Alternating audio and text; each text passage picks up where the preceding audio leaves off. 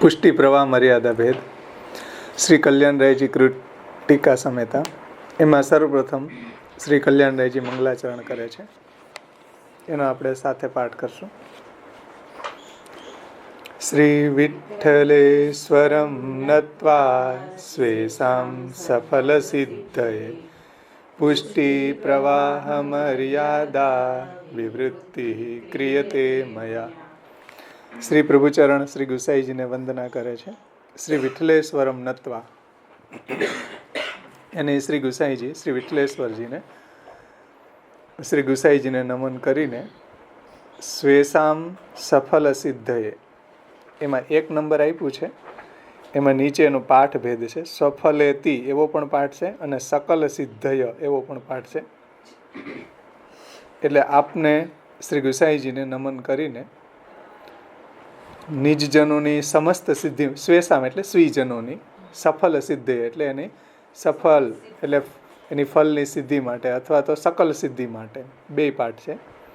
નિજજનોની સમસ્ત સિદ્ધિને માટે પુષ્ટિ પ્રવાહ મર્યાદા વિવૃત્તિમ ક્રિયતે મયા, યાની કે મયા એને મેં પુષ્ટિ પ્રવાહ મર્યાદાની વિવૃત્તિ કરી રહ્યો છું. એટલે આ પુષ્ટિ પ્રવાહ મર્યાદા ભેદ ગ્રંથ છે, એની વિવૃત્તિ, એનું વ્યાખ્યાન હું કરું છું. ગુસાઈજીને વંદના કરીને અને નિજજનોને સમસ્ત સિદ્ધિને માટે પુષ્ટિ પ્રવાહ મર્યાદા ભેદની વિવૃત્તિ હું કરી રહ્યો છું. પ્રથમ શ્લોક. પુષ્ટિ પ્રવાહ મર્યાદા વિશેષેણ પૃથક પૃથક જીવ દેહ ક્રિયા ભેદે પ્રવાહેણ ફલેન ચ. એનો અર્થ પણ આપણે જોઈ ગયા છીએ. પાછો જે શ્લોક આવે એનો પણ આપણે જોતા જાય.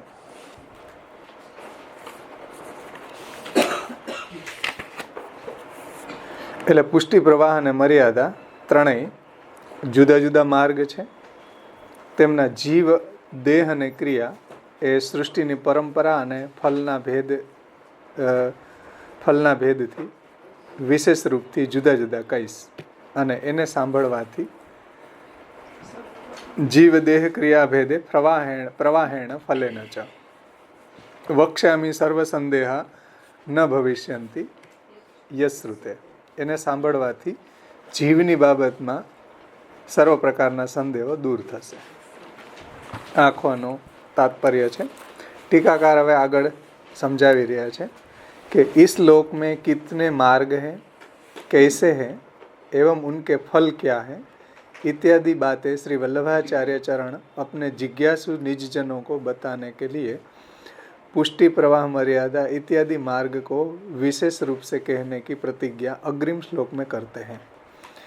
એટલે કે લોકની અંદર કેટલા માર્ગ છે, પછી એના કેટલા જીવ છે, એના ફલ શું છે, આ બધી બાબતોને સમજાવવા માટે શ્રી મહાપ્રભુજી આ ગ્રંથને સમજાવી રહ્યા છે. પુષ્ટિ કા અર્થ है भगवान का अनुग्रह.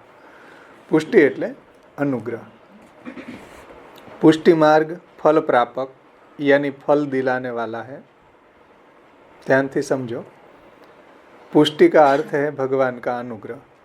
पुष्टि मार्ग फल प्रापक यानी फल दिलाने वाला होने के कारण एक प्रकार का मार्ग है, जिसके द्वारा फल प्राप्त करने की चेष्टा की जाए उसे मार्ग कहते हैं. હવે માર્ગ એટલે શું? કે જેના દ્વારા આપણે ગંતવ્ય સુધી પહોંચી શકીએ એને માર્ગ કહેવાય. ફલાર્થ મૃગ્યતઃ ઇતિ સ એકો માર્ગઃ. ટેક્સ્ટમાં જો ફલાર્થ મૃગ્યતે, માર્ગ એટલે મૃગ્યતે, મૃગ્ય ધાતુ છે. મૃગ્ય એટલે શોધવું, જેના દ્વારા આપણે આ ફલને, આપણા ગંતવ્યને શોધી શકીએ એને માર્ગ કહેવાય. ફલાર્થ મૃગ્યત ઇતિ સ એકો માર્ગ.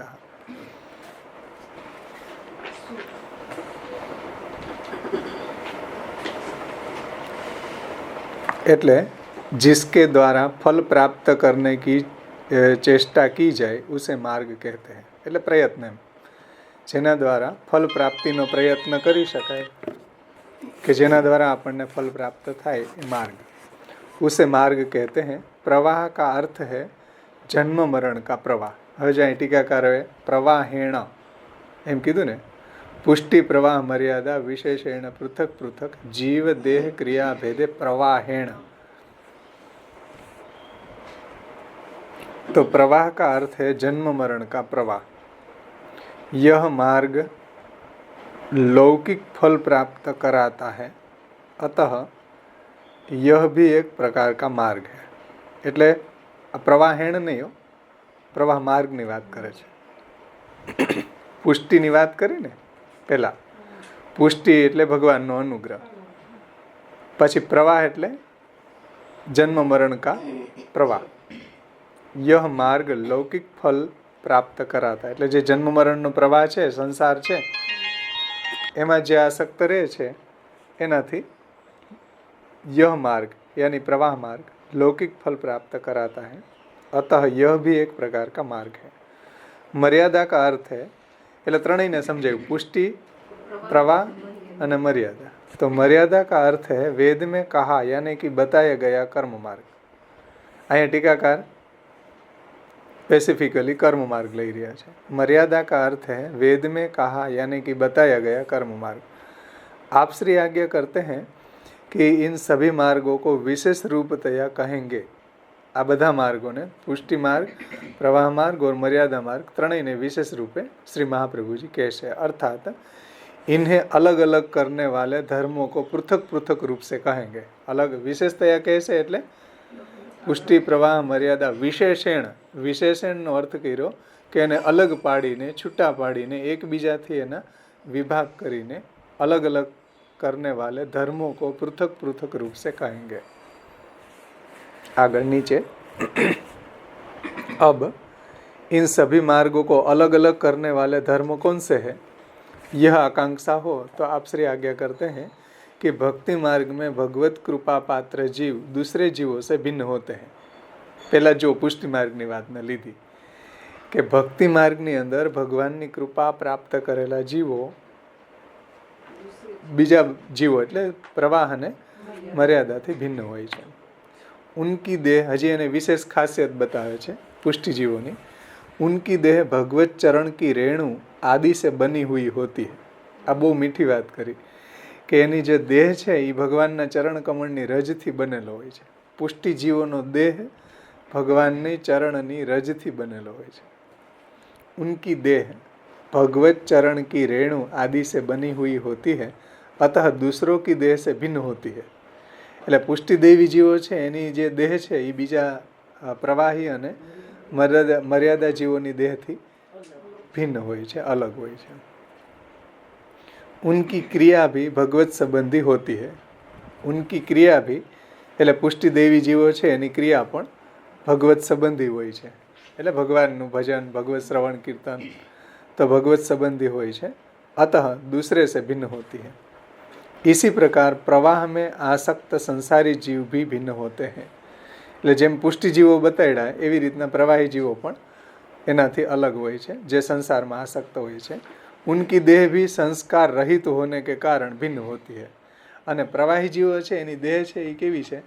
સંસ્કાર રહિત હોવાને કારણે ભિન્ન છે. એટલે અનઘડ દેહ કહેવાય.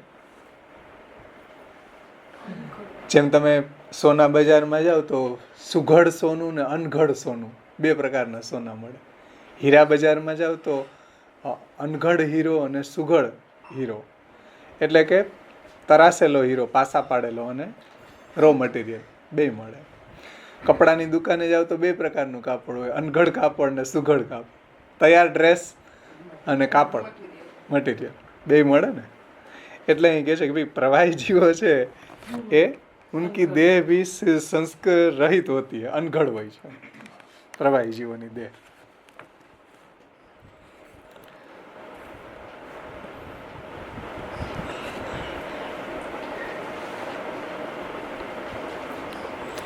प्रवाही जीवों की देह संस्कार रहित होने के कारण भिन्न होती है एवं उनकी क्रिया लौकिकी होती है.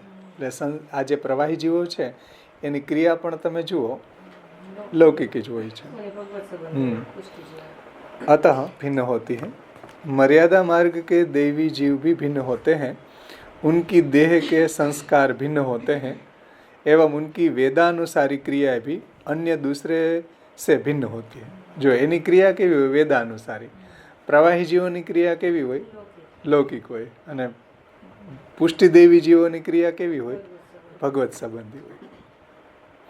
પુષ્ટિજીવોનો દેહ છે એ ભગવાનની ચરણની રેણુથી બનેલો હોય. પ્રવાહી જીવોનો દેહ અનઘડ હોય, સંસ્કાર રહિત હોય. એ હવે આવશે. એનો શાસ્ત્રથી સુસંસ્કૃત હોય. हाँ मर्यादा जीवन. जो उनकी वेदानुसारी क्रिया भी अन्य दूसरों से भिन्न होती है, उनकी देह के संस्कार भी भिन्न होते हैं. हाँ, આ મર્યાદા જીવ જે છે એના દેહનો સંસ્કાર ભિન્ન હોય છે, ઓનાથી અલગ હોય છે. एवं उसकी वेदानुसारी क्रियाएं भी अन्य दूसरे से भिन्न होती है. जहाँ तक प्रवाह मार्ग की बात है तो इस मार्ग में जीव प्रवाह में आसक्त होते हैं, अतः उसका प्रवाह में बहते रहना ही उन्हें अन्य दूसरे मार्ग से भिन्न रखता है. એટલે પ્રવાહી જીવો છે એનું પ્રવાહમાં વહેવું મતલબ જન્મ મરણના સાયકલમાં ફરવું, એ જ એને બીજા જીવોથી અલગ પાડે છે. પ્રવાહી જીવો બીજા જીવોથી અલગ પડે છે કઈ રીતે? જન્મ મરણના ચક્રમાં એ ફરી રહ્યો છે. પહેલાનું આગળ આવશે શાંતો મોક્ષ પ્રવેશ હતા, અંતવાળા છે. દૈવી જીવો છે મર્યાદા અને પુષ્ટિ અંતવાળા, મતલબ એને ભગવત પ્રાપ્તિ થાય છે અને મોક્ષ મળી જાય છે. પણ પ્રવાહી જીવો છે એનો અંત આવતો નથી, એનું સાયકલ ચાલુ જ રહે છે.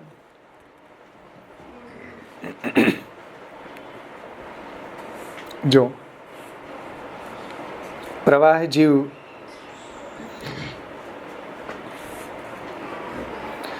इस मार्ग के जीव प्रवाह में आसक्त होते हैं, अतः उसका प्रवाह में बहते रहना ही उन्हें अन्य दूसरे मार्ग से भिन्न रखता है.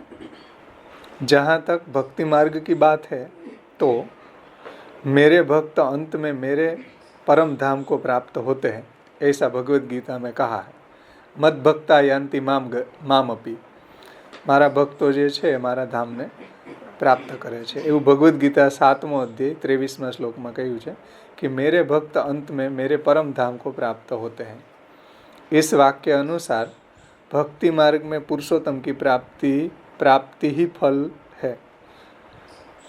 भक्ति मार्ग में पुरुषोत्तम की प्राप्ति ही फल है. तो ફલ બતાવ્યું ને, ઓલો પ્રવાહમાં જન્મ મરણના સાયકલમાં ફરતું રહેવું એ પ્રવાહી જીવોનું ફલ છે.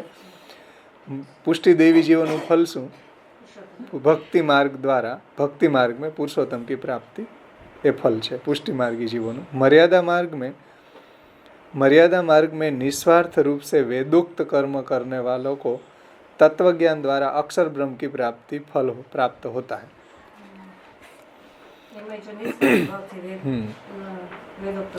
मर्यादा मार्ग ની અંદર નિસ્વાર્થ રૂપ એટલે નિષ્કામ ભાવથી નિત્ય કરવાનું.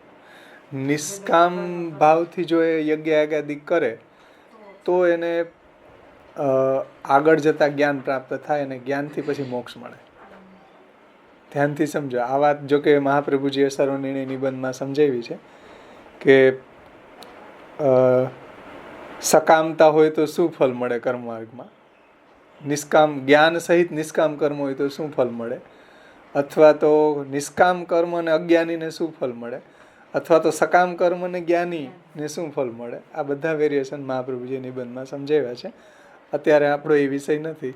એટલું સમજી લ્યો કે મર્યાદા માર્ગની અંદર જો નિષ્કામ કર્મ કરે તો એને આગળ જતા તત્વજ્ઞાન થાય અને તત્વજ્ઞાનથી પછી મોક્ષ મળે. નહીંતર શું થાય, કર્મ માર્ગમાં એને આત્મસુખ ફલ મળે અને સકામ કર્મ હોય તો એને સ્વર્ગ મળી જાય, લોક મળી જાય. આત્મસુખ નહીં, એનાથી નીચેની કેટેગરીનું સ્વર્ગ. આત્મસુખ તો એનાથી ઉપરની કેટેગરી છે, પણ એમાં અત્યારે આપણે નહીં જઈએ. મર્યાદા માર્ગ में નિસ્વાર્થ રૂપ से ન્યાય નિસ્વાર્થ રૂપથી જ કર્મ કરવાનું હોય. ન્યાય તમે જો સકામ એંગલથી કર્મ કરો તો બધી જ એમાં કોમ્પ્લિકેશન વધી જાય. યજ્ઞમાં બધું જ કોમ્પ્લિકેશન એકદમ હાર્ડ એન્ડ ફાસ્ટ થઈ જાય. નિષ્કામ કરતા હોય તો થોડી લિબર્ટી રહે, પણ જો સકામ હોય તો બહુ સ્ટ્રોંગ એમાં બધા એના રૂલ્સ છે.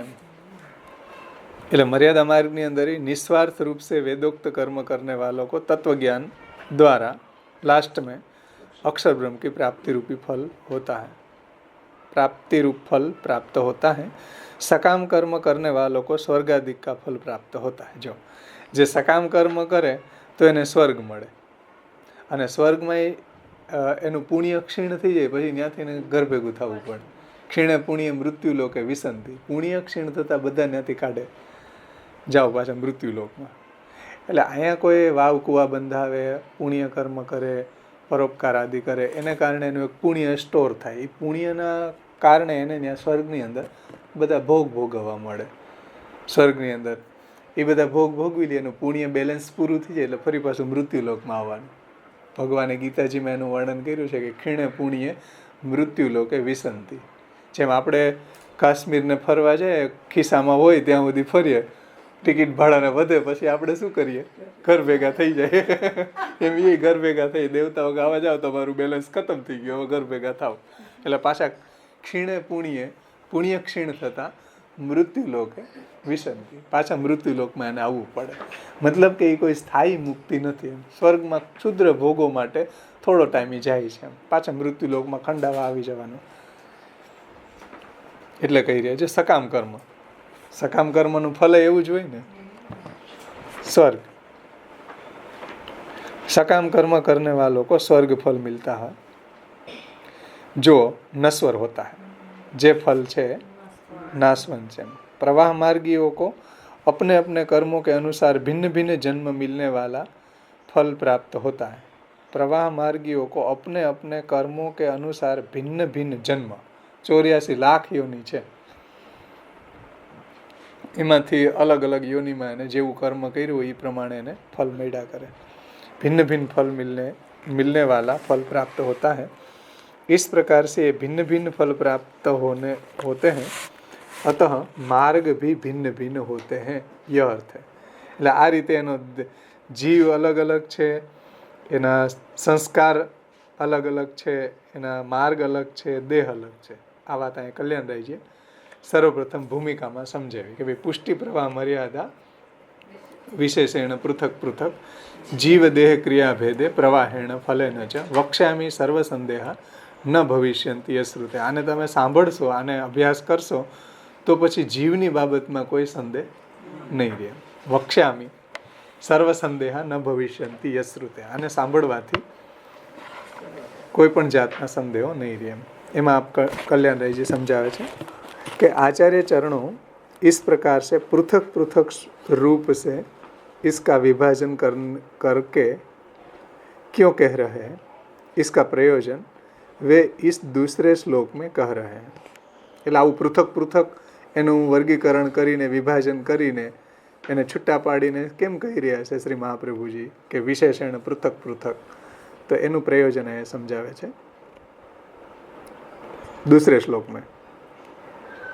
आप श्री का तात्पर्य यह है कि ऐसे प्रकार से कहेंगे जिसे सुनकर उन विभिन्न मार्गों एवं उनके साधन एवं उनके फलों के संदर्भ में कोई संदेह नहीं रहेगा। એટલે આ વિભિન્ન માર્ગોના કોન્ટેક્સમાં સાધન અને એના ફલોના સંદર્ભમાં આપણને કોઈ સંદેહ નહીં રહે। આ બહુ જરૂરી છે સમજવું। જેની વચ્ચે આપણે રહી રહ્યા છીએ, એનું એટમોસ્ફિયર, એના બધા કેવા જીવો છે આપણા સંપર્કમાં આવી રહ્યા છે, તો આપણે આ બધા પાસાઓને સમજવા બહુ જરૂરી છે। અને આ ગ્રંથ એટલો ઇમ્પોર્ટન્ટ છે, તો પૂજ્ય શ્યામ બાવા તો એમ કે ભાઈ 16 ગ્રંથની અંદર સર્વપ્રથમ પુષ્ટિ પ્રવાહ મર્યાદા ભેદ ગ્રંથનું અધ્યયન કરવું જોઈએ। એટલો ઇમ્પોર્ટન્ટ ગ્રંથ છે પુષ્ટિ પ્રવાહ મર્યાદા ભેદ। એટલે આપ કહે છે કે વિભિન્ન માર્ગો, उसके साधन और उसके फलों के संदर्भ में कोई भी संदेह नहीं रहेगा। इन समस्त मार्गों की सत्ता है। એટલે ત્રણેય માર્ગોની સત્તા છે, મતલબ કે ત્રણેય માર્ગો છે આપણને જોવા મળે છે। પુષ્ટિ માર્ગ, પ્રવાહ માર્ગ અને શાસ્ત્રમાંય જોવા મળે છે અને લોકમાંય જોવા મળે છે। ત્રણેયની સત્તા છે એટલે સત્ય છે, એની સત્તા છે જ, હોવું, સત્તા એટલે હોવું, સત। इस बात का प्रमाण कहने की श्रृंखला में आप श्री सर्वप्रथम पुष्टि मार्ग की सत्ता का प्रमाण कहते हैं। એટલે इस बात का प्रमाण कहने की श्रृंखला में मतलब कि આ બાબતને પ્રમાણો સાથે એને ક્રમવાઇઝ એની શૃંખલામાં એટલે એને ક્રમવાઇઝ આપ શ્રી સર્વપ્રથમ પુષ્ટિ માર્ગની સત્તા प्रमाण साथे वर्णवे छे। यहाँ यह समझिए कि दैत्य, राक्षस, पशु, पक्षी, गंधर्व, अप्सरा, नाद, सिद्ध, वैश्य, शूद्र, स्त्री, अंत्यज એટલે ચાંડાલ, વૃત્રાસુર, પ્રહલાદ, બલિ, બાણાસુર, ગજેન્દ્ર, જટાયુ, કુબ્જા, રજકી, ગોપિયા, યજ્ઞપત્ની આવ્યા. હમણાં આપણે યજ્ઞપત્નીઓને યાદ કરતા હતા. यज्ञपत्नियाँ इत्यादि केवल सत्संग के प्रभाव से ही मुझे प्राप्त कर सके. तो आ बधा छे सत्संगथी. सत्संग એટલે અહીંયા ભગવાનનો સંગ. સત્સંગનો મતલબ ભગવાનનો સંગ. ઉપર જે શ્લોક આપ્યો તે નાધીત શ્રુતિગણા તે નોપાસિત મહત્તમા અવ્રત તપ્ત તપસા સત્સંગાન મામ ઉપાગતા કેવલેન હિ ભાવેન ગોપ્યો ગાવો ખગા મૃગા એન્ય મૂળધેયો નાગા સિદ્ધા મામીર યુંજસા. એ શ્લોક છે, ઉપર ટેક્સમાં આપ્યો છે. તે નાધિત શ્રુતિગણા ઇત્યાદિ નિસાધનત્વેન નિરૂપિતાનામ વ્રજસ્થિતાનામ કેવલેન હિ ભાવેન ઇત્યાદિ વાક્યે સ્નેહ નિરૂપણાત ભક્તિ રૂપસ્ય માર્ગસ્ય કથનાત ભક્તિ કારણત્વેન પુષ્ટિર નિશ્ચયતઃ ઇતિ અર્થઃ. એટલે આ બધા છે ભગવાનના સંગથી જ એને ભગવાનને પ્રાપ્ત થઈ ગયા. जो ये सत्संग के प्रभाव से ही मुझे प्राप्त कर सके. इन लोगों ने न वेदों का अध्ययन किया એટલે તે નાધિત શ્રુતિ ગણા. એટલે આ લોકોએ કોઈ વેદનું અધ્યયન નહોતું કરેલું. તે નોપાસિત મહત્તમા કોઈ મોટા મહાપુરુષોની ઉપાસના પણ નહોતી કરી. अव्रत तप्त तपसा सत्संगान माम उपागता. तो न कोई व्रत किया और न कोई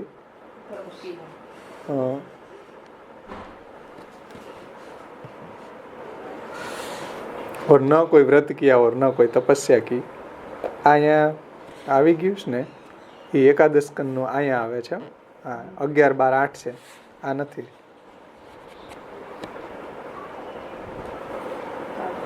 इत्यादि वाक्यों से ब्रजवासियों को निसाधन बताया गया है. એટલે ઉપર જે કીધું ને તે નાધિત શ્રુતિ ગણા એટલે એને કોઈ વેદોનું અધ્યયન નહોતું કર્યું. તે નોપાસિત મહત્તમાં કોઈ મહાપુરુષોની ઉપાસના નથી કરી.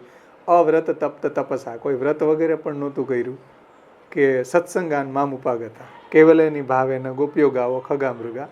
એ એકાદશ સ્કંદનો શ્લોક છે. તો એ ગોપિયા એ બધા ब्रजवासियों निसाधन बताए गए हैं. गोपिया, गाय, यमलार्जुन आदि वृक्ष, પછી व्रज के हरिणी, પછી काली नाग इत्यादि ने केवल भाव के कारण मेरी प्राप्ति कर ली है. એટલે આ બીજો શ્લોક છે, ઓલો ઉપરનો હતો. 10, 12, 7 હશે ઉપર જે બતાવ્યા ને એને ઉપરનો એ અહીંયા નથી આપ્યો નથી. પણ આ તે નાધિત શ્રુતિ ગણા છે ને એ 11મો છે. 11મો સ્કંદ 12મો અધ્યાય 8મો શ્લોક છે. એક 7નો છે ને 8મો 11માં છે એવોમાં છે માર્કન 11, 12, 7 એટલે 11, 12, 8 એ ભેગા છે. હા, બે સાથે છે. હા તો એવી રીતે છે. બરાબર. ઓકે. 11, 12, 10 છે ને એ મિસ પ્રિન્ટ હોવા જોઈએ કારણ કે આ બે શ્લોકો ભેગા છે અને એ ભેગા છે ને એટલે એમાં સાથે ભેગું લખી નાખો. 10 માનો નથી, 11 માનો છે. 11, 12, 7 અને 8 इत्यादि वाक्यों द्वारा यह बताया गया है कि उन्हें भगवान में अति स्नेह था. એટલે આ વાક્ય ઉપરથી એ જોવા મળે છે કે ભગવાનમાં એને उत्कृष्ट स्नेह હતો. श्री भागवत के इन सभी वाक्यों से ज्ञात होता है कि इनमें भक्ति रूप मार्ग कहा गया है. श्री भागवत के इस सभी वाक्यों से आ बात जनाई है, आ बात ज्ञात होता है यानी जनाई है कि इनमें भक्ति रूप मार्ग कहा गया है. अतः जब इन श्लोक में भक्ति कही गई है तो भक्ति का मूल कारण अर्थात जिससे भक्ति उत्पन्न होती है वह मूल कारण पुष्टि यानी भगवान का अनुग्रह तो इन श्लोकों में स्पष्ट रूप से निश्चित होता है. એટલે આમાં ભક્તિ જોવા મળે છે તો સમજી લેવાનું કે ભગવાનનો અનુગ્રહ એમાં બોલી રહ્યો. ભક્તિ માર્ગસ્ય કથનાત પુષ્ટિરસ્તિતિ નિશ્ચય. અને ભક્તિ આવી ક્યાંથી? તો ભગવાનના અનુગ્રહ છે એની પર. એવા શ્રી कल्याणराय जी समझाइए कि पुष्टि यानी भगवान का अनुग्रह तो इन श्लोकों में स्पष्ट रूप से निश्चित होता है. टीकाकार यह कहना चाहते हैं कि इन श्लोक में भगवान के प्रति स्नेह हो जाने का वर्णन है. કે આ લોકોને કેવલ એની ભાવે ને ગોપીઓ ગાવો ખગા મૃગા એને મૂઢધિયો નાગા સીધા મામી યુંજસા, કે ભગવાનમાં આવો એને ભક્તિ થઈ ગઈ, આવો પ્રેમ થઈ ગયો, તો એનો મતલબ કે ભગવાનનો એની ઉપર અનુગ્રહ છે. और भगवान में परम स्नेह होना ही भक्ति कहलाती है. અને ભગવાનમાં એવો ઉત્કૃષ્ટ સ્નેહ થઈ જવો, નિરુપધિક સ્નેહ થઈ જવો એ ભક્તિ છે. और भक्ति भगवान के अनुग्रह के बिना उत्पन्न नहीं हो सकती.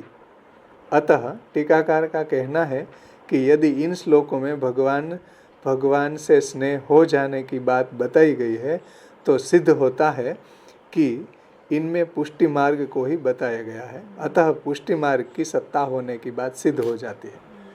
એટલે આ જે વ્રજ સીમંતિનીઓ છે, ભક્તો છે, એને ભગવાનમાં આવો સ્નેહ થઈ ગયો, અને એવો સ્નેહ થઈ ગયો તો એ વાત સિદ્ધ થઈ ગઈ કે ભગવાનના અનુગ્રહથી જ આવો સ્નેહ સિદ્ધ થાય છે. એમ ભગવાનના અનુગ્રહ વગર આ શક્ય નથી.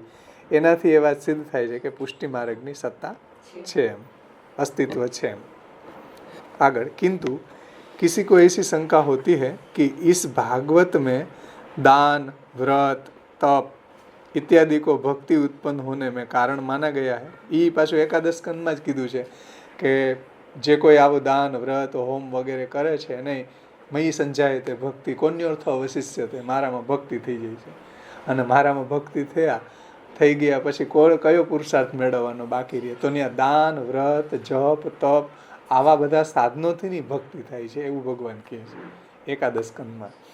તો એને શું, એને કઈ રીતે સમજવું? સમજાણું ને? આની ક્રોસ આગળ શું કીધું કે ભક્તિ થઈ રહી છે તો ભગવાનનો અનુગ્રહ બોલી રહ્યો.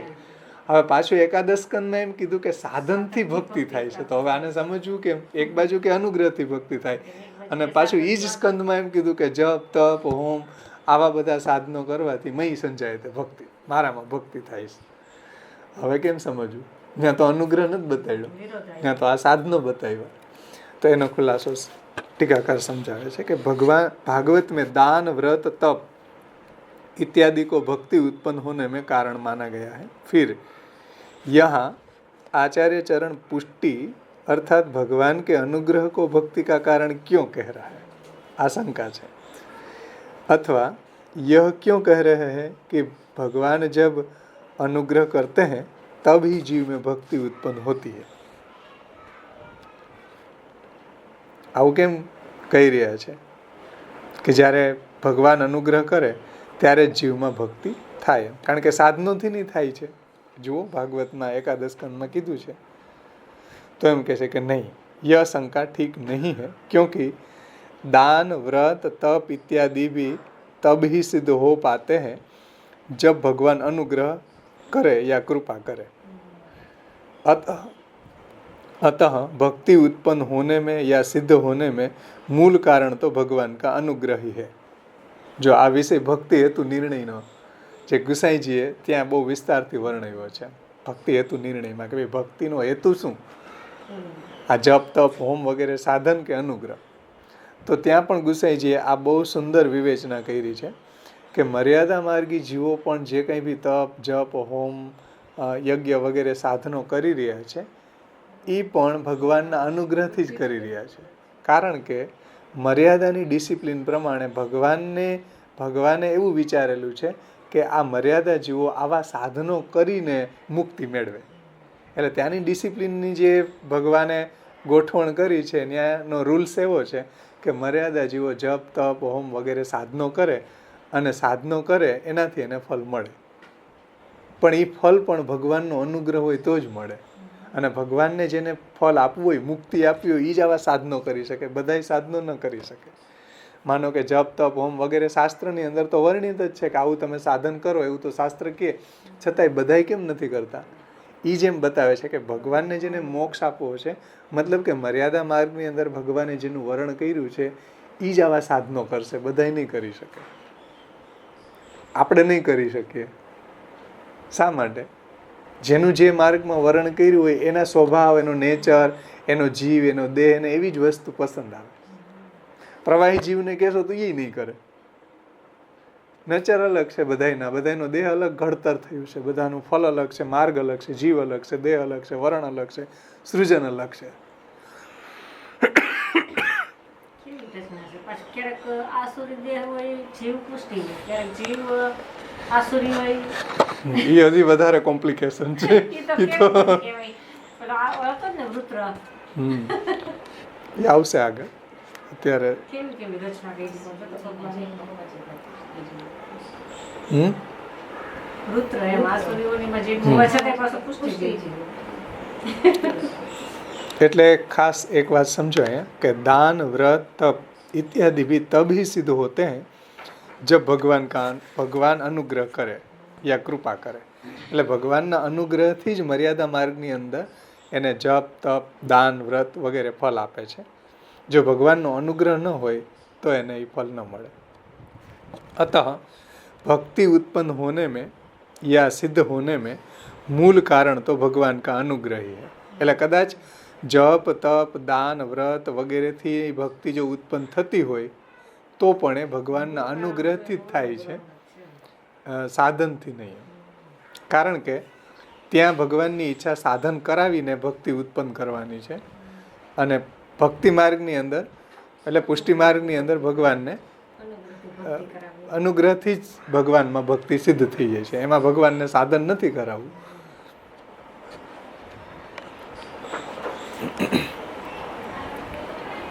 अतः भक्ति उत्पन्न होने में या सिद्ध होने में मूल कारण तो भगवान का अनुग्रह ही है. यह निश्चित हो जाता है. આ વાત અહીંયા નિશ્ચિત થઈ ગઈ કે ભાઈ ભક્તિ થવામાં તો ભગવાનનો અનુગ્રહ જ કારણ છે. એક પાછા અનુગ્રહ અલગ અલગ પ્રકારના હોઈ શકે. અનુગ્રહ એક પ્રકારનો નથી. જેવો અનુગ્રહ ભગવાને વ્રજભક્તો ઉપર કર્યો એવો અનુગ્રહ બ્રહ્માજી ઉપર નથી, એવો અનુગ્રહ શિવજી ઉપર નથી, એવો અનુગ્રહ ભગવાનની અર્ધાંગીની લક્ષ્મી ઉપર નથી. ના આમાં ભાગવતજીની અંદર કહે છે કે નૈમમ વિરંચ્યો ન ભવો ને શ્રી રપ્યંગ સંશ્રયા પ્રસાદો લે ભીરે ગોપી યત્ત પ્રાપ વિમુક્તિદા. મોક્ષદાતા ભગવાનનો જેવો અનુગ્રહ આ ગોપી યશોદાજી ઉપર, આ વ્રજવાસીઓ ઉપર છે એવો અનુગ્રહ તો નૈમમ વિરંચ્યો, વિરંચી એટલે બ્રહ્માજી ઉપર નથી, ન ભવો એટલે શિવજી ઉપર પણ નથી, અને ન શ્રી રપ્યંગ સંશ્રયા જે ભગવાનના શ્રીઅંગનો આશ્રય કરવા વાળી લક્ષ્મી છે એના ઉપર એવો અનુગ્રહ નથી જેવો અનુગ્રહ આ ગોપીજનો ઉપર છે, યશોદાજી ઉપર છે. તો અનુગ્રહની અંદર આ ડિફરન્સ છે. ભગવાનના અનુગ્રહમાંય ભેદ છે, એને કારણે એની ઇફેક્ટ અલગ અલગ થાય છે. બ્રહ્માજી ઉપર અલગ અનુગ્રહ છે, લક્ષ્મીજી ઉપર અલગ છે, વ્રજભક્તો ઉપર અલગ છે. એટલે આ પાસાને ખાસ સમજવા જોઈએ. આમાં એને બે વર્ગીકરણમાં પુષ્ટિ વિવેકમાં તમે જોશો ને તો અનુગ્રહના બે પ્રકાર સમજાવે. એક સામાન્ય અનુગ્રહ, એક વિશેષ અનુગ્રહ. સામાન્ય અનુગ્રહ જે છે એનાથી ઐશ્વર્યાદિ ફલ સાધિકા, મુક્તિ સાધિકા છે. સામાન્ય અનુગ્રહ છે મર્યાદા જીવો પરક છે. અને વિશેષ અનુગ્રહ છે એ પુષ્ટિ જીવો પરક હોય છે અને એ સ્વરૂપાનંદની સાધિક હોય છે. એ અનુગ્રહ કે જેનાથી ભક્ત છે એને ભગવાનના સ્વરૂપનો આનંદ પ્રાપ્ત થાય છે, ભગવત સેવા પરાયણ થાય છે. હા, કોઈને એ મર્યાદાની અંદર પાછા ત્રણ ભેદ છે. સાધના અનુકૂળ એટલે સુસાધન જીવ ઉપર, નિસાધન જીવ ઉપર ને દુષ્ટ સાધન જીવ ઉપર. એના નામ સુસાધન જીવો ઉપર અનુગ્રહ હોય તો એને તોષ કહેવાય, નિસાધન જીવો ઉપર અનુગ્રહ હોય એને દયા કહેવાય, દુષ્ટ સાધન જીવો ઉપર અનુગ્રહ હોય એને ક્ષમા કહેવાય. એ પાછા નામ અલગ છે પણ છે એક જ પ્રકારનો અનુગ્રહ. એ અનુગ્રહ જ છે. અત્યારે આપણે એમાં નહીં જાય, આગળ આવશે.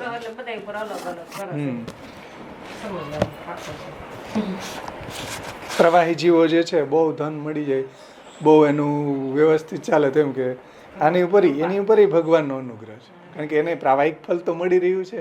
એ પ્રાવાહિક ફલ કેમ મળી રહ્યું? કે પ્રાવાહિક ફલે એને કૃપાથી જો ભગવાનથી જ કેવું મળ્યું. બધું સારું છે એમ નથી બોલતા એમ નથી. હા એમ કહેતા હોય ને, બધું સારું છે છોકરા થઈ તો એ પ્રાવાહિક અનુગ્રહ છે એમ. અનુગ્રહ તો છે જ. હમ. બધે અનુગ્રહ જ બોલે છે.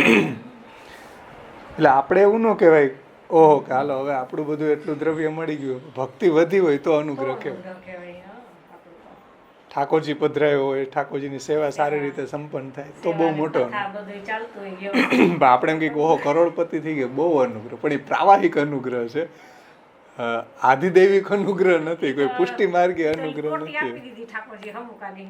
એમાં ને પછી વધારે ઈચ્છા પૈસા રહી. એક ભાઈએ કીધું ને કે અમે હમણાં 4 વ્હીલ ઉતાર્યું, 4 વ્હીલ ઉતાર્યું પણ ઠાકોરજી તો પધરાવ્યા નથી. એ 4 વ્હીલ ઉતાર્યું એનો પ્રાવાહિક અનુગ્રહ છે, પણ જ્યારે ઠાકોરજી પધરાવીએ ત્યારે એ પુષ્ટિ માર્ગી અનુગ્રહ સમજવું જોઈએ કે ભાઈ ભગવત સેવામાં આપણી ભક્તિ વધી, આપણું મન ચેતસ્ત પ્રવણમ થવા લાગ્યું, આપણે ભગવત સેવામાં શ્રવણ કીર્તનમાં આપણી આસક્તિ વધી, તો સમજવાનું કે આ પુષ્ટિ માર્ગી અનુગ્રહ થયો આપણી ઉપર.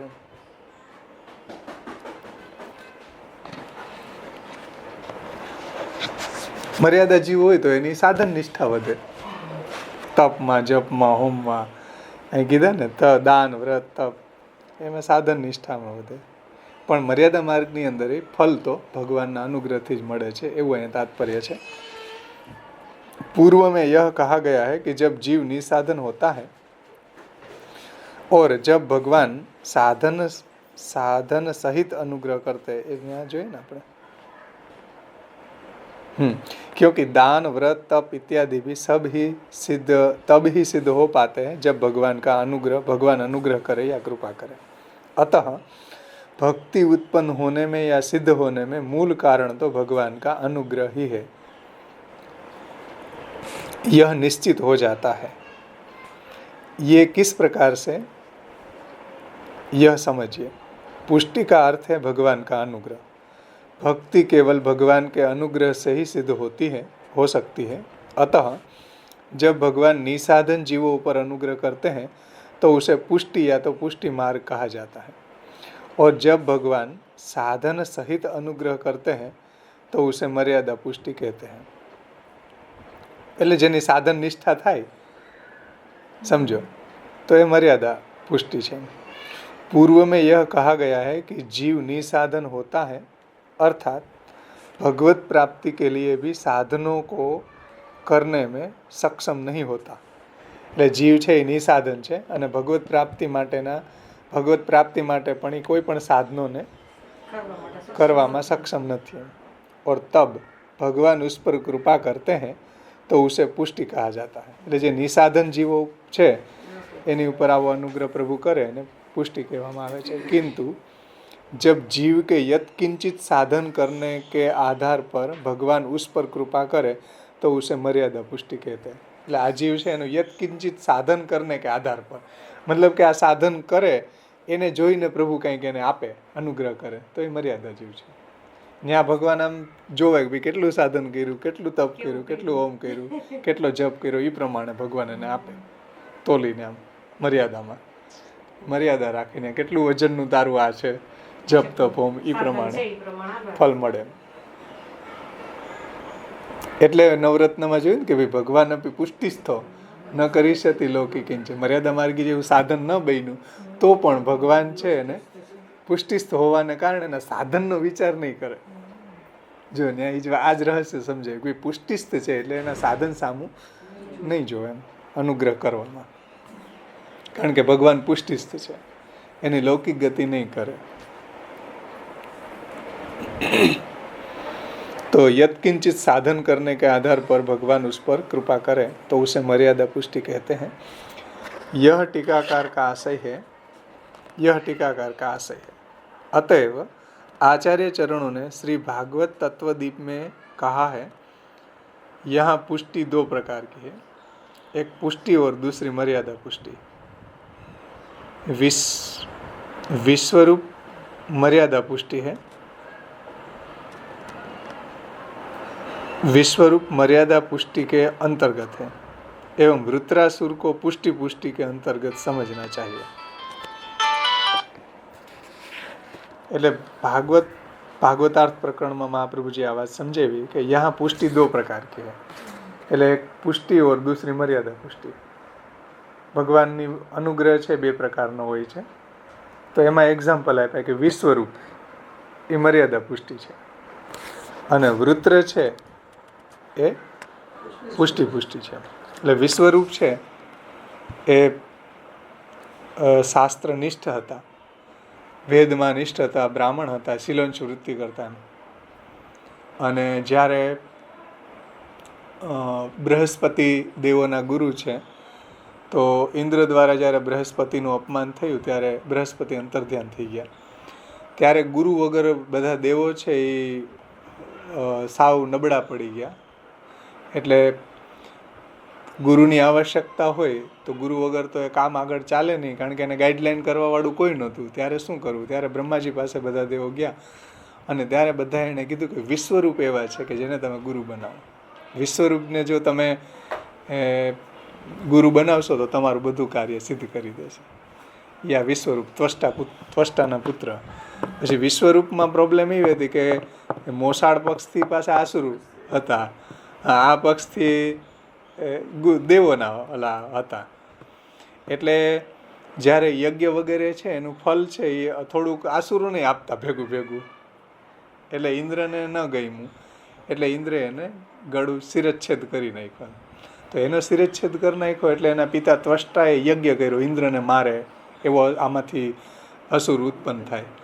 એટલે ત્વષ્ટાએ યજ્ઞ કર્યો, એમાં પ્રોબ્લેમ થઈ ગઈ બોલવામાં, ઉદાત અનુદાત સ્વરિતમાં. તો ઇન્દ્રને મારે એવો અસુરને બદલે ઇન્દ્રથી મરે એવો અસુર થયો, તો એ વૃત્ર થયા. ત્વષ્ટ્ર યજ્ઞ વિનાશક, પુરુષોત્તમ સહસ્ત્રનામમાં નામે વિશ્વરૂપ શિરચ્છેદી ત્વષ્ટ્ર યજ્ઞ વિનાશક. પછી વૃત્ર થયા. તો વૃત્ર ઉપર જે સાધનોમાં અને ત્યારે કોઈ ગુરુ નહોતો એને ગાઈડ કરવા વાળો દેવતાઓને, પણ વિશ્વરૂપની આસક્તિ વેદમાં કે એ સાધનોમાં નિષ્ઠા હતા, શીલોંશ વૃત્તિ કરતા બહુ સારા એ વૈદિક આચરણ કરવા વાળા. અને વૃત્ર છે ને એને પુષ્ટિમાં લીધા, કારણ કે ભગવાનની સ્તુતિ અહમ હરે તવ પાદૈક મૂલ દાસાનો દાસો ભવિતાસ્મિ ભૂય મનઃ સ્મરેતા સુપતેર ગુણાનામ ગૃણિત વાક કર્મ કરો તો કાયત. તો એના વાણી ઉપરથી જ એ વાત સમજાઈ જાય કે એની ઉપર ભગવાનનો પુષ્ટિ અનુગ્રહ છે. તો વિશ્વરૂપ ઉપર મર્યાદા પુષ્ટિ છે ઓર પુષ્ટિ વૃત્રાસુર ઉપર ભક્ત રત્ન વૃત્ર ઉપર પુષ્ટિ અનુગ્રહ છે. ऐसा समझना चाहिए. આ 64वीं कारिका है. यूँ कहा गया है, अतः ज्ञात होता है कि मर्यादा पुष्टि वह है जहाँ जीव को साधनों सहित अर्थात उसके द्वारा किए गए दान व्रत तप इत्यादि साधनों के अनुसार भगवान उस पर कृपा करके उसमें भक्ति उत्पन्न करते हैं. એટલે મર્યાદા માર્ગની આ વ્યવસ્થા છે કે એના સાધનો સામે જોઈને, મતલબ કે એની જેટલી બી સાધન નિષ્ઠા હશે એ પ્રમાણે એને ભક્તિ થશે. એટલે દાન વ્રત તપ આ બધા સાધનો અનુસાર ભગવાન ઉસ પર અનુગ્રહ કરતે हैं. इसलिए मैंने जो कहा वह ठीक ही है. એટલે ટીકાકાર એમ કહે છે કે મેં જે આ વિવેચના કરી કે પુષ્ટિ જેવી જીવો જે છે એની ઉપર પ્રભુનો અનુગ્રહ છે, નિસાધન જીવો છે, અને જે સાધનમાં નિષ્ઠાવાળા છે એની ઉપર જ્યારે પ્રભુ અનુગ્રહ કરે છે તો જેટલું એનું સાધન એ પ્રમાણે એને ભગવાન અનુગ્રહ કરે છે. એટલે અનુગ્રહ જેટલો પ્રભુનો જેવો અનુગ્રહ છે એ પ્રમાણે એનું સાધન સિદ્ધ થાય છે. એમનું કેવું છે કે જેટલું સાધન કરે એટલો અનુગ્રહ કરે, એમ નહીં, પણ જેટલો અનુગ્રહ છે એટલું એ સાધન કરી શકે. એની ઉપર મર્યાદા માર્ગી અનુગ્રહ હોય તો એ સાધન નિષ્ઠ થશે, અને જો પુષ્ટિ માર્ગી અનુગ્રહ હોય તો સ્વરૂપ નિષ્ઠ થશે. એ નિરુપધિક ભક્તિ કરશે, એ સાધન નિષ્ઠા એને નહીં હોય. ભલે સાધનો કરતો બી હશે તો એ નિષ્ઠા સ્વરૂપમાં હશે. જેમ હમણાં એકાદશી વ્રતની વાત આવી તો એકાદશી હમણાં જ આવશે, પણ એકાદશી એટલે કરશે કે ભગવાનમાં પ્રેમ વધે. હું એકાદશી કરીશ તો મને ભક્તિ વધશે એમ નહીં. એટલે સાધન નિષ્ઠા નથી એમ, પણ સ્વરૂપ નિષ્ઠા છે કે ભગવાનમાં મારી ભક્તિ વધે એમ. કે મેં આજે તો સાવ નિર્જલા એકાદશી કરી એટલે મને બહુ પરફેક્ટ સાધન કર્યું એટલે મારું ફળ મળવું જ જોઈએ. તો એ સાધન નિષ્ઠા છે.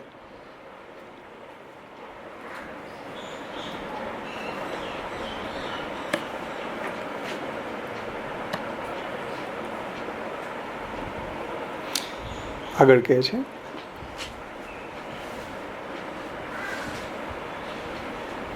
इसलिए मैंने जो कहा वो ठीक ही है. यही बात श्रीमद् प्रभु चरणों ने भक्ति अंश में भगवान जीव का वर्ण दो प्रकार से करते हैं. હજી ભક્તિ અંશનું કોટેશન આપે છે ટીકાકાર. આ વાત ગુસાઈજીએ ભક્તિ અંશમાં સમજાવી છે. ભક્તિ અંશ ભક્તિ હેતુ નિર્ણય. તો ભક્તિ અંશ में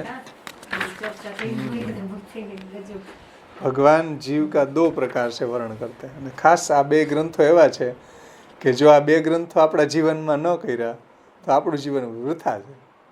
એવા ઇમ્પોર્ટન્ટ ગ્રંથ છે ભક્તિ અંશ ભક્તિ હેતુ નિર્ણય. કે વૃથા તજન્મ ભૂતલે, ભૂતલ ઉપર એનો જન્મ વૃથા છે. કદાચ ગમે એટલું ભણી સમજી લીધું પણ ભક્તિ અંશ ભક્તિ હેતુ નિર્ણય એટલો અદ્ભુત ગ્રંથો છે કે એનું રહસ્ય એમાંથી જ સમજાયા, ગુસાઈજીના એ ગ્રંથોમાંથી જ. તો એ વાત અહીંયા ટીકાકાર સમજાવે છે कि श्री गुसाई जी ने भक्ति अंश ग्रंथ में दो प्रकार का ये अनुग्रह निरूपण किया.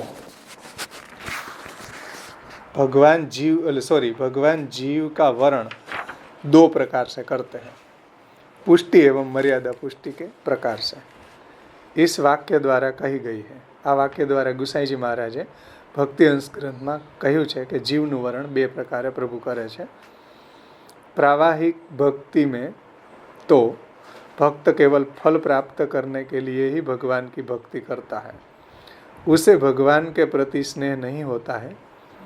प्रावाहिक भक्ति में पुष्टि भक्ति के कुछ एक धर्मों से समानता पाई जाती है, अतः उसमें भक्ति पद जोड़ दिया जाता है, किंतु वास्तव में वो पूजा मार्ग के समान ही है. એટલે અહીંયા પ્રાવાહિકી ભક્તિનો મતલબ થાય મોક્ષની કામના માટે કરવામાં આવતી ભક્તિ. પ્રાવાહિકનો અર્થ કોઈ પ્રવાહી ભક્તિ નહીં હો, પણ પ્રાવાહિકી એટલે મોક્ષ કામનાથી, એટલે પારિભાષિક અર્થમાં શબ્દ ત્યાં યુઝ થયો છે ભક્તિ અંશમાં. મતલબ કે પ્રવાહમાં લોકમાં બધાની માન્યતા એવી છે કે ભક્તિ કરશો તો મોક્ષ મળશે. એટલે પ્રવાહની અંદર એવી માન્યતા છે. એ એંગલથી અહીંયા શબ્દ મૂક્યો પ્રાવાહિકી ભક્તિ. પ્રાવાહિકી ભક્તિ એટલે મોક્ષની કામનાથી કરવામાં આવતી ભક્તિ. તો ભગવાન કે પ્રતિ उसमें સ્નેહ નહીં હોતા, એટલે એમાં શું હોય, મોક્ષ મેળવવાની કામના છે. ભગવાનની ભક્તિને એ સાધન બનાવે છે. प्रावाहिकी भक्ति में पुष्टि भक्ति के कछु एक धर्मों से समानता पाई जाती है. એટલે એમાં આપણને અમુક ધર્મો સમાન જોવા મળે, કારણ કે એ લોકો વંદન તો કરતા હોય, આપણે વંદન કરીએ, એ શ્રવણ કરે ભગવાનના ગુણોનું, આપણે શ્રવણ કરીએ, પણ એમાં કામના કંઈક છે. આપણે શ્રવણ કરીએ એનો ઉદ્દેશ અલગ છે, એનો ઉદ્દેશ અલગ છે. અત્યારે વંદન બધાય કરવા માંડ્યા તો એનો ઉદ્દેશ અલગ છે કે કોરોના ન આવે, કોરોના ન આવે, તો અત્યારે વંદન કરવા માંડ્યા, હારા હારા વંદન કરવા માંડ્યા, શ્રવણ કરવા માંડ્યા, બધું યુટ્યુબ ઉપરથી ભાગવત સાંભળવા માંડ્યા. શું કામે? પ્રવાહી જીવો. આપણને લાગે કે ઓહો ભક્તિ ઉભરાય એલી, આવ પણ ઉભરાણી નથી.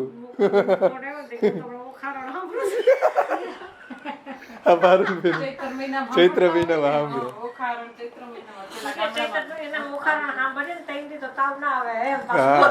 એની ફલશ્રુતિ એવી કે તાવ નો આવે. હા, ચૈત્ર મહિનામાં બધા સાંભળે.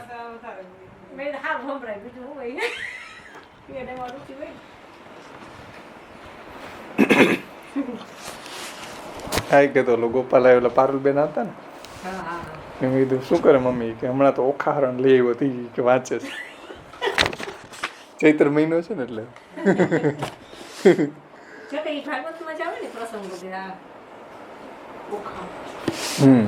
ઉષા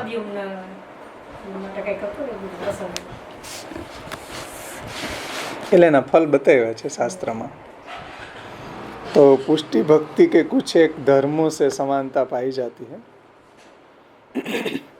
अतः उसमें भक्ति पद जोड़ दिया जाता है, किंतु वास्तव में वो पूजा मार्ग के समान है. એટલે ભક્તિ નથી એ પૂજા માર્ગની સમાન જ છે. इससे सिद्ध होता है कि इस सभी में पुष्टि भक्ति ही मुख्य है. એટલે ત્યાં પણ ગુસાઈજીએ બહુ સુંદર વિવેચના કરી છે અને ભક્તિના બધા પ્રકારો સમજાવ્યા છે ગુસાઈજી મહારાજે. કે એ ભક્તિને પીછાણવી કેમ? સાચી ભક્તિને, એનું નામ જ ભક્તિ. હંસ. હંસ એટલે જે નીર અને ક્ષીરને જુદું પાડીને આપણી સામે લઈ આવે એનું નામ હંસ કહેવાય. હંસની એક એવી ખાસિયત છે કે તમે જલની અંદર દૂધ નાખી દો તો દૂધ બધું પી જાય, જલ પડ્યું રહે. આપણે એને છૂટું ન પાડી શકીએ, હંસ પાડી દે. એમ ભક્તિ કેટલા બધા પ્રકારની શાસ્ત્રમાં વર્ણિત છે, પણ એમાંથી પુષ્ટિ ભક્તિને ગોતવી એ ગુસાઈજી મહારાજ 82. એ તો તૃતીય સ્કંદમાં આપણે આવશે.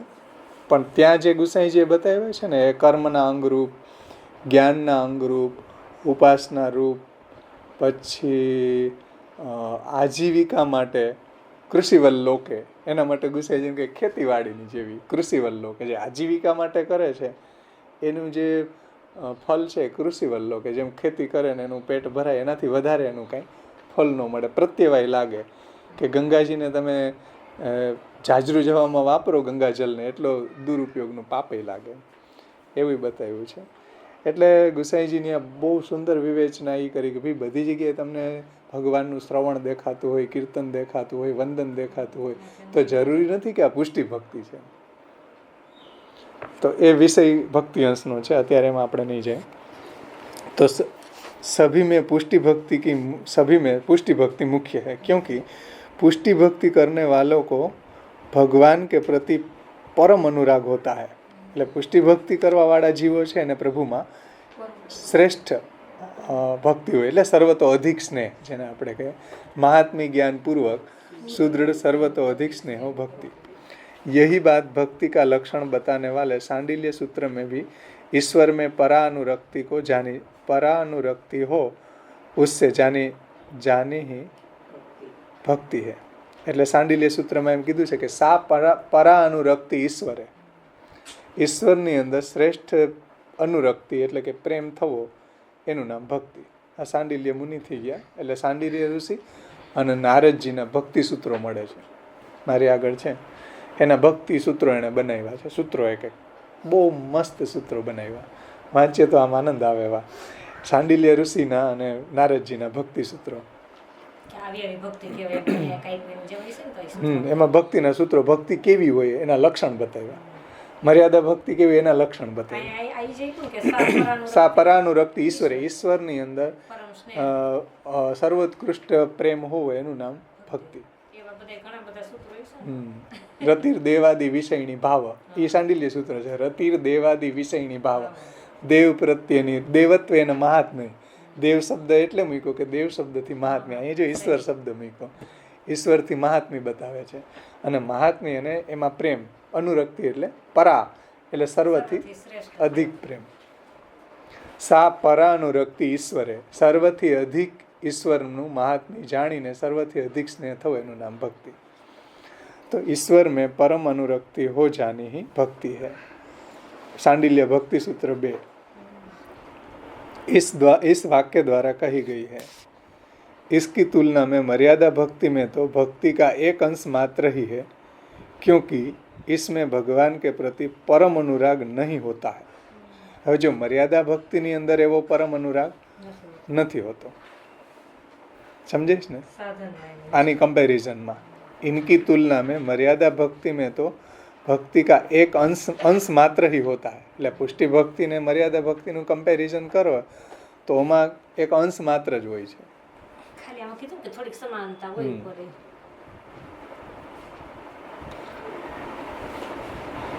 इसकी तुलना में मर्यादा भक्ति में तो भक्ति का एक अंश मात्र ही है, क्योंकि उसमें भगवान के प्रति परम अनुराग नहीं होता है. મર્યાદાની અંદર આવો પરમ અનુરાગ ન હોય. એટલે તમને કીધું ને કે ભાઈ સાધનમાં નિષ્ઠાની પ્રબળ હોય, સામે ભગવાન બિરાજે છે, ભીષ્મની ઈચ્છા મૃત્યુ છે, જ્યારે જવું હોય ત્યાંથી જય ગુડ બાય કહીને જઈ શકે, છતાંય કે નહીં ઉત્તરાયણ આવે ને તે જવું.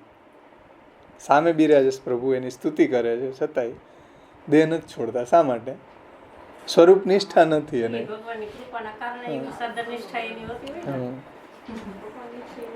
એટલે એનું જેવું વરણ એ રીતે એને એવી નિષ્ઠા થાય.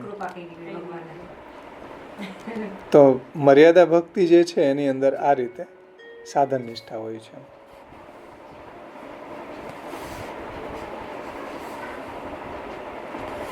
जो प्रावाहिकी भक्ति तो किसी निजी अपेक्षा के कारण ही होती है। હવે પ્રાવાહિકી ભક્તિ અહીંયા અલગ સંદર્ભ હોય. પ્રાવાહિકી ભક્તિ એટલે નિજી અપેક્ષા દેહ સુખના કોઈ ભોગ માટે, લોકાર્થિતા. નિજી અપેક્ષા એટલે પોતાના દેહના સુખનો વિચાર, એમ એ પ્રાવાહિકી ભક્તિ છે. ભક્તિ અંશમાં પ્રાવાહિકી ભક્તિ શબ્દ છે ને એ ત્યાં અલગ વાત છે. ઉપર એટલે બતાવ્યું ને એ અલગ પ્રાવાહિક છે ને આ ભક્તિ અંશમાં એંગલ્સને સમજે ને ઉપર અહીંયા જ મેં કીધું હતું કે પ્રાવાહિકી ભક્તિમાં તો ફળના કામનાથી કરે એટલે મોક્ષની કામનાથી. એટલે ભક્તિ અંશની અંદર જ્યારે આ શબ્દ વપરાણો છે ને ત્યાં એ કોઈક પારિભાષિક અર્થમાં છે. અને प्रावाहिकी भक्ति तो किसी निजी अपेक्षा के कारण की जाती है, अतः वह पूजा मार्ग के समान ही है, किंतु भक्ति मार्ग से संबंधित होने के कारण उसे भक्ति रूपा कह दिया जाता है. हकीकत में છે નહીં ભક્તિ, પણ ભક્તિ માર્ગ જેવું લાગે છે એમાં કે ભાઈ શ્રવણ કરે છે, કંઈક વંદન કરે છે, तो भक्ति मार्ग से संबंधित होने के कारण उसे भक्ति रूप कह दिया जाता है. यही बात भक्ति अंश में भक्ति मार्गी भक्त द्वारा की गई भक्ति संप्रदाय की दीक्षा के सहित और श्रवण कीर्तन इत्यादि को मोक्ष के साधन जानकर की जाने वाली भक्ति, हाँ प्रावाहिकी भक्ति कही जाती है. एग्जेक्ट ही चाले છે, ભક્તિ અંશનો જ કોન્ટેક્સ્ટ ચાલે છે. નીચે જો પાછો એને ભક્તિ અંશનો એને એકદમ એનો ખુલાસો ગુસાઈજીના શબ્દોને જ અહીં કોટ કરીને કહી દીધા કે યહી બાત ભક્તિ અંશ में भक्ति मार्गी भक्त द्वारा की गई भक्ति सांप्रदायिक की दीक्षा के सहित, मतलब કે રામાનુજ છે કે જે બી સંપ્રદાય છે, માધવ સંપ્રદાય, તો એની અંદર દીક્ષા લઈને પછી એમાં એના ડિસિપ્લિનનું પાલન કરતા કરતા એ ભક્તિ કરવી. तो सांप्रदायिक दीक्षा के सहित और श्रवण कीर्तन इत्यादि को मोक्ष के साधन जानकर, जो मोक्ष મેળવવા, મને મોક્ષ મળે એમ માનીને શ્રવણ કરી રહ્યો છે, મને મોક્ષ મળે એમ માનીને કીર્તન, સ્મરણ, પાદ સેવન, અર્ચન, વંદન, દાસ્ય, સખ્ય, આત્મન જે બી કરી રહ્યો છે નવદા ભક્તિ, એ મને મોક્ષ મળે એવા હેતુથી કરી રહ્યો છે. એટલે ઉપર જે પ્રાવાહિકી ભક્તિ નિજી ઈચ્છા એ જે વાત કરી ને એ આ ભક્તિ અંશની વાત છે, मोक्ष ની कामनाથી. तो श्रवण कीर्तन इत्यादि को मोक्ष के साधन जानकर की जाने वाली भक्ति प्रावाहिकी भक्ति कही जाती है. जो मोक्षની કામનાથી કરવામાં આવેલી ભક્તિને પ્રાવાહિકી ભક્તિ કહેવાય છે. પ્રાવાહિકી એટલા માટે કે લોકની અંદર બધાની માન્યતા એવી છે કે ભક્તિથી મોક્ષ મળે છે, એટલે અહીંયા પારિભાષિક અર્થમાં પ્રાવાહિકી ભક્તિ એવો શબ્દ એને वापरी दीतो.